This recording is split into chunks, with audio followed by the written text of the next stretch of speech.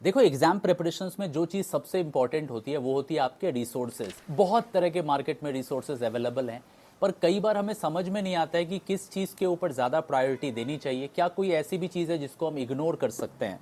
मेरे पास आज 5 अलग अलग तरह के सोर्सेज हैं। स्टार्ट करेंगे हम लोग एनसीईआरटी से। हमारे पास स्पाइरल नोट्स हैं, हमारे पास इंडियन ऑथर्स हैं, हमारे पास फॉरेन ऑथर्स हैं, या हमारे पास बहुत सारे पीवाईक्यू मटेरियल्स हैं। एक एक करके हम समझेंगे, एकदम अनफिल्टर्ड टॉक रखेंगे। मैं अपने प्रिपरेशन डेज में क्या यूज़ करता था, इतने साल से पढ़ाते हुए मुझे कौन से रिसोर्सेज लगते हैं जो आपको बिल्कुल करने चाहिए, या कौन से रिसोर्सेज है जिससे हम थोड़ा डिस्टेंस मेंटेन कर सकते हैं, या अगर बेटर वर्ड्स में बोला जाए तो इग्नोर किया जा सकता है। छोटी सी वीडियो रखते, ध्यान से समझते। देखो, सबसे पहली चीज़ हम बेसिक से स्टार्ट करते हैं, एनसीईआरटी। देखो, एनसीईआरटी सबसे फंडामेंटल और बेसिक बुक होती है। बट अगर तुम जेई एडवांस लेवल की प्रिपरेशंस करना चाहते हो तो ये बुक कहीं ना कहीं रेलेवेंट नहीं रह जाती है। बिकॉज अगर केमिस्ट्री की बात करें तो फिर भी थोड़ी बहुत हेल्प मिल जाती है, बट अगर मैथ्स लेते हो, फिजिक्स लेते हो, तो ये कंप्लीटली इरेलीवेंट सा हो जाता है।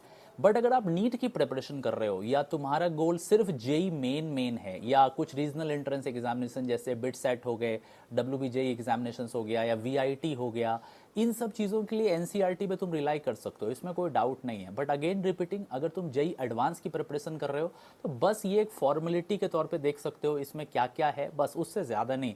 खासतौर पे मैथ और फिजिक्स तो एनसीईआरटी से तुम भूल ही जाओ। तो पहला सोर्स मैंने बता दिया। दूसरे सोर्स पे हम लोग आते हैं, और ये सोर्स है हमारे पास इंडियन ऑथर्स। मेरे पास बहुत सारे इंडियन ऑथर्स के बुक हैं। देखो, इसमें सबसे बड़ी प्रॉब्लम क्या होती है, बच्चे गलती क्या करते हैं कि इन बुक्स को सॉल्व करने के बाद उनको लगता है कि उनका जेई क्रैक हो जाएगा। ऐसा नहीं है। किसी भी प्रॉब्लम सॉल्विंग बुक या इंडियन ऑथर के बुक को करने से पहले तुम्हारी थ्योरी बहुत कंक्रीट होनी चाहिए।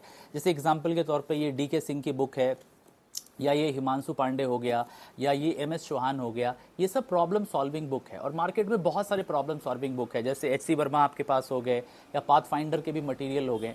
बट एक चीज़ का हमेशा ध्यान रखो, ये बुक तुम पर तभी बढ़िया काम करेगी जब तुम्हारी थ्योरी बहुत कंक्रीट है। मतलब तुमने किसी पर्टिकुलर चैप्टर को या किसी पर्टिकुलर टॉपिक को बहुत ही इन डेप्थ में पढ़ा है और अच्छे से पढ़ा है, तभी वो काम करेगी। अदरवाइज ये बुक्स किसी भी काम के नहीं है। तुम्हें लगता है कि एचसी वर्मा मैंने पूरी लगा ली और मेरा फिजिक्स बढ़िया हो जाएगा, गलत सोच रहे हो। ऐसा नहीं है। एचसी वर्मा लगाने से पहले तुम्हें एचसी वर्मा के क्वेश्चन को बनाने के लिए जो रेलेवेंट थियरी और कॉन्सेप्ट होता है, जो कंटेंट होता है, वो तुम्हारे टीचर ने तुम्हें दिया हो या तुम्हें पहले से आता हो, तभी वो बुक हेल्प करेगी। तो यस, इंडियन ऑथर्स की बुक बहुत बढ़िया बढ़िया आती है, पर इसको करने से पहले अपने थियोरटिकल कॉन्सेप्ट्स को, अपने कॉन्सेप्चुअल क्लैरिटी पे बहुत ध्यान दें। कंक्रीट थियरी होगी तो ये बुक बहुत ज़्यादा हेल्पफुल है। अच्छा, ठीक है। फिर हम लोग आते हैं सबसे इंपॉर्टेंट पार्ट्स के ऊपर। ये जो इतने मोटे मोटे, मैं तो उठा भी नहीं पाऊंगा एक बार में, जैसे ये क्लेडन है, या हमारे पास ये सोलोमन फ्राइल की बुक आती है, ये सब बुक क्या हमें करना चाहिए। देखो, मैं फिर से बोलूँगा, अगर तुम अर्ली स्टार्टर हो, मतलब अगर तुमने प्रिपरेशन क्लास 7 से स्टार्ट करी है, 8 से स्टार्ट करी है, तुम्हारे पास 3 साल, 4 साल, 5 साल का टाइम है, तुमने जेई का सिलेबस अपने 10th में ही, 11th में ही खत्म कर रखा है, तो उन केसेस में yes, you can go, you can absolutely go for such foreign author book. But अगर तुमने प्रिपरेशन लेट स्टार्ट करी है या ड्रॉप ईयर में स्टार्ट करी है, तो फॉरेन ऑथर्स तुम्हारे लिए नहीं है। जो अच्छा एजुकेटर है, जो तुम्हारे अच्छे टीचर्स हैं, जो तुम्हारा एक करिकुलम है, उसी करिकुलम के हिसाब से तुमको पढ़ना चाहिए। बहुत मोटे मोटे ओबीस पंपकिन करने की जरूरत नहीं है। बट मैं फिर से बोलूँगा, बहुत सारे बच्चे होते हैं जिनका इंटरेस्ट जो होता है ओलंपियाड लेवल पे होता है, या उससे भी हायर ऑर्डर एग्जामिनेशंस लेवल पे होता है। तो अगर तुम बहुत हायर लेवल वाले स्टूडेंट हो तो भी तुम्हें फॉरेन ऑथर करना चाहिए। मैं तो सिर्फ यहाँ पे ऑर्गेनिक के एग्जाम्पल दे रहा हूँ, ऐसे एग्जाम्पल्स तुम्हें मैथ्स में भी मिल जाएंगे, फिजिक्स में भी मिल जाएंगे। पर इंपॉर्टेंट ये है कि इनको करने से पहले एक बार टाइम देख लें, सब्जेक्ट में बैलेंस देख लें। अगर तुम्हारे पास टाइम सफिशियंट बच पाता है, अगर तुम्हारे पास लगता है कि तुम्हारी इतनी एनर्जी है, इतनी हंगर है कि इन बुक्स को करना चाहिए, बिल्कुल कर सकते हो। जबरदस्ती करने की कोशिश नहीं है, और खुद को एक्स्ट्रा पुश करने की जरूरत नहीं है कि 15 घंटे, 16 घंटे, 17 घंटे सिर्फ फॉरेन ऑथर को करने में लगा दे रहे हैं। उससे तुम्हारा रैंक नहीं आएगा, राइट। हम किसी भी एग्ज़ाम की तैयारी क्यों करते हैं? ऑब्वियसली उसमें सिलेक्शंस के लिए, हमारा अच्छा रैंक आए, हमारा कॉन्फिडेंस बूस्ट हो, हम एक नेक्स्ट लेवल पे अच्छे कॉलेज में जा सकते हैं। यही तो तुम्हारा गोल होगा। नॉलेज से ज़्यादा इंपॉर्टेंट इस मोमेंट पे तुम्हारा रैंक है, कि तुम कितना बढ़िया रैंक ला सकते हो। तो रैंक लाने के लिए टू द पॉइंट और रेलेवेंट रहना बहुत ज़रूरी है। तो अगर तुम इतने मोटे मोटे किताबों को पढ़ोगे ना, तो फिर तुम वो नहीं कर पाओगे जो जेई के लिए या किसी भी कॉम्पिटिटिव एग्जामिनेशंस के लिए इंपॉर्टेंट होती है और रेलेवेंट होती है। तो रेलेवेंसी के पॉइंट ऑफ व्यू से थोड़ा सा इस बुक को अवॉइड कर सकते हो, बट अगर तुम बहुत अर्ली स्टार्टर हो, तुम्हारे पास एक अच्छा सिस्टम है, एक अच्छा कोचिंग है, अच्छे टीचर्स हैं, तो बिल्कुल फॉरेन ऑथर कर सकते हो।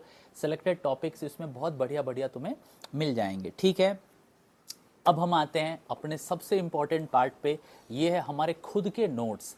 जो आप क्लास में पढ़ते हो, जो तुम्हारे टीचर लिखवाते हैं, उससे बढ़िया कुछ हो ही नहीं सकता। जैसे एक बच्चे के लिए सबसे बढ़िया फीड पता है क्या होता है? Mother's milk.